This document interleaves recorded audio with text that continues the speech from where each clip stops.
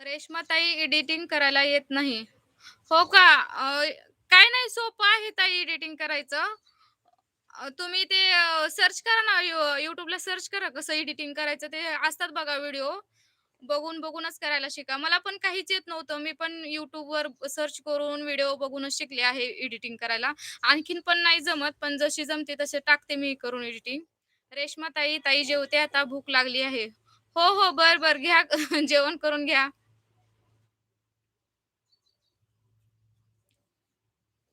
रेश्माताई, हो का? नाही.